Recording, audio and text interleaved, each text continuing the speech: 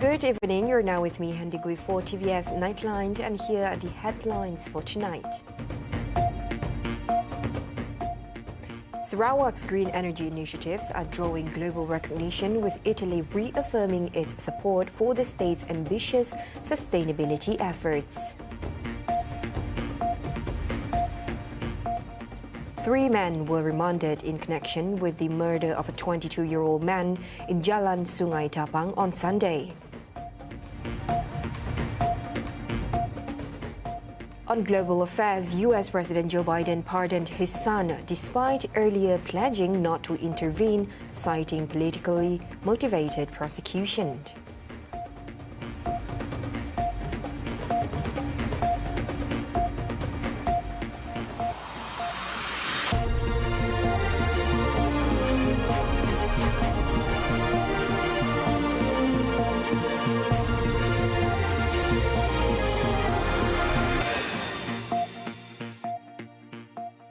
Sarawak continues to gain international attention as a potential green energy hub, not only in Southeast Asia but also on the global stage. Italy's ambassador to Malaysia, Massimo Rustico, expressed Italy's full support for Sarawak's green transformation efforts led by the state government. Of course, also supporting financially whatever requested and needed, as we think this is part of the overall goal on the global stage that the European Union is having, and Italy is supporting fully. He made this statement after paying a courtesy visit to Sarawak Premier Dato' Presiden SARAWAK'S Johari Tunapeng at Wisma Bapa Malaysia on Monday. He added that Italy considers Sarawak to be a major player in the energy transition and a strategic partner in realizing the global green vision. So I'm very glad as ambassador of Italy to Malaysia to be at the forefront of this initiative and connecting the different dots, because you have to connect the dots, understand which are the strategic plans of Sarawak, understand the overall Malaysia strategic plans in terms of decarbonization. Massimo also announced that a Memorandum of Understanding MOU will be signed between the Sarawak government and key industry players from Italy. This MOU is expected to be a significant step in strengthening the strategic cooperation between the two parties, supporting decarbonization efforts and energy transformation. He added that Italy will continue to support Sarawak in achieving its green goals and contribute to global energy transformation. The Sarawak Education Enhancement Program SEEP is expected to become a game changer in improving the education standards in Sarawak. Deputy Minister of Education, Innovation and Talent Development of Sarawak, Dr. Anwar Rapai, emphasized that the program has the potential to improve the annual average grades if implemented based on accurate data and a systematic approach. Yes, that's why you see it has to be based on data-driven. The selection of students is not just simply, but more importantly, not only data-driven, monitoring. Monitoring on the progress of the student, monitoring on the implementation of the program is crucial in any form of programs that want to see any form of success. He said this during the Sarawak Education Enhancement Program SEEP North Zone 1 session in Miri on Monday. Anwar further explained that the program will be carried out in stages across various zones, including Sibu, Batong, Kuching, Bintulu and other areas.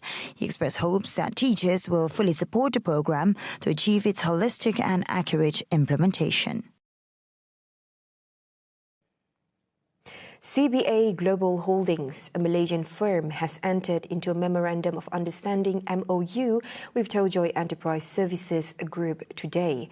The agreement aims to explore strategic opportunities in Malaysia and throughout Southeast Asia with the goal of establishing the region as a leading hub for technological innovation. Chairman of CBA Group Malaysia, Muhammad Nazifuddin Najib, explained that the partnership with Tojoy was driven by its strong track record in assisting startups in their journey to become unicorns, highly valued companies with significant economic impact. Di mana ada teknologi yang baru dan inovatif digunakan di China dan bersama dengan Tojoy mereka ada membangunkan syarikat-syarikat ini untuk ke arah satu level atau ke arah menjadi syarikat unicorn, di mana kita lihat unicorn yang terkenal macam Grab, macam Tesla, dan banyak lagi IT fintech based unicorn yang di mana valuasi syarikat-syarikat ini lebih daripada 1 bilion US dollar. Jadi memang tujuan utama Tojoy adalah untuk mencari syarikat-syarikat yang ada potensi sebegini di dalam China untuk dibangunkan dan dibawa ke pasaran. So we see a lot of common grounds, and we think that they are very resourceful. They know the local market better than us, and also they have great connections in different business sectors, and they know the local community well. And from our side, Tujoy, since we are a business acceleration platform, so on our platform we have a lot of innovative projects. And for them to go international, they also need a local support like the CPA. So we see complementary opportunities of each other, and that's where we started the discussion. And now we turned it into an MOU. So we hope that the MOU will define our work scope and focus on a few things to make that happen. Meanwhile, Chairman of the Board and Chief Executive Officer of Tojoy, Ki Chun, who has visited Malaysia frequently, sees the country as having many advantages, particularly in terms of raw materials and manufacturing technology, while collaborating with CBA Group is the right decision because Malaysia serves as a stepping stone for them to explore a broader market. Over the years, Tojoy has played a significant role in helping startup companies grow into unicorns, leveraging its expertise in innovation and business transformation. Tojoy is a global leader in resource-sharing platforms and entrepreneurial data, specializing in accelerating the development of innovative businesses and transforming traditional enterprises. For this MOU, CBA Group appointed Bezio, the CEO of CBA Group Global Holdings Malaysia, signaling an important step in their innovation collaboration as well as expanding market reach. 2 men were remanded for 7 days, while another for 4 days earlier today in connection with the murder of a 22-year-old man at an apartment in Jalan Sungai Tapang on Sunday. The remand order was issued by Magistrate Ling Hui Chuan under Section 117 of the Criminal Procedure Code. The suspects, two aged 22 and another aged 25, are currently being investigated under Section 302 of the Penal Code for murder. On Sunday, Padawan District Police Chief Superintendent Muhammad Irwan Hafiz Muhammad Razi informed that IPD Padawan received a report on an altercation at the apartment complex at 4:40 a.m. He said police arrived at the unit in question and discovered a man dead in one of the rooms with slash wounds on the body. 3 suspects were rounded up within hours after the body's discovery. It shows a group of individuals arriving at the complex in several vehicles and rushing into one of the apartment blocks.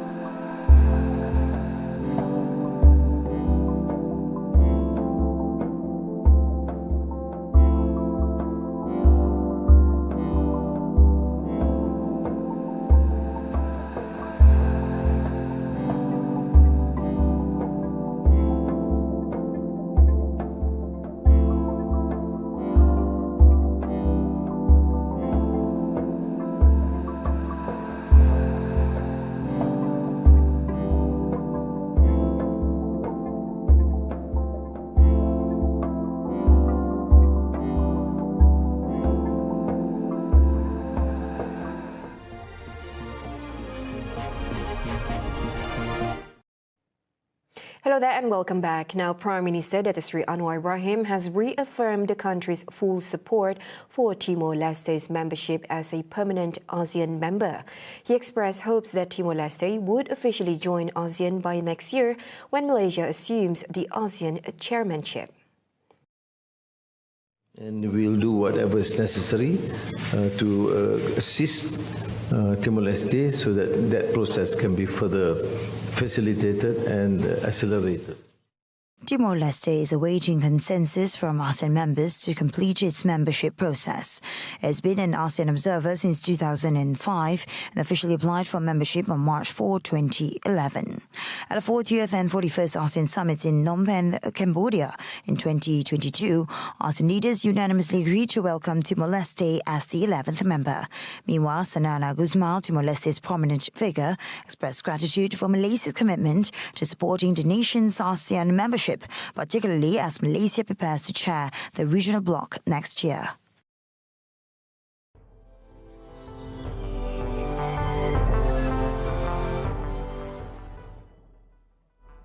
US President Joe Biden has pardoned his son, Hunter, who was facing sentencing for 2 criminal cases, despite previously stating he would not intervene in his legal troubles. President Biden argued that Hunter was targeted unfairly because he is his son, calling the prosecution politically motivated. Hunter had been convicted earlier this year for lying about drug use when purchasing a firearm and pleaded guilty to tax evasion, though sentencing had not occurred. Biden had previously pledged not to pardon his son, stating, "I will not interfere with the Justice Department's decision-making." He emphasized that the charges were politically driven by opponents aiming to undermine his presidency. The pardon raises questions about the independence of the U.S. judicial system, especially as President-elect Donald Trump faces his own legal challenges, with the Supreme Court ruling likely to shield him from jail despite his May conviction for falsifying business records. Wrapping up the Nightline, Romania's ruling Social Democrats PSD were on track to win Sunday's parliamentary elections, while the far right made significant gains according to partial results. This outcome adds to the political uncertainty in the NATO member country, which has been grappling with political turmoil. With over 96% of the votes counted, the pro-European PSD, which has been governing in coalition with the Liberals, led the race with 23.5% of the vote. Au spus minciuni despre noi că vrem să ieșim din NATO, din UE. Nu e adevărat. Noi vrem să fim în toate alianțele lumii libere, dar nu în poziția ghiocelului, ci vrem să discutăm de la egal la egal cu celelalte popoare europene. However, all the far-right parties combined stood at more than 30%, significantly up from the less than 10% they received in the previous vote in 2020. The parliamentary poll comes at a time of political turmoil sparked when the top court ordered a recount of the first round of Romania's November 24 presidential election. The ballot was won by Călin Georgescu, a little-known far-right admirer of Russian President Vladimir Putin, as a runoff is slated for December 8. Those were the updates on TVS Nightline. I'm Handy Gui. Thank you for watching. Have a good night.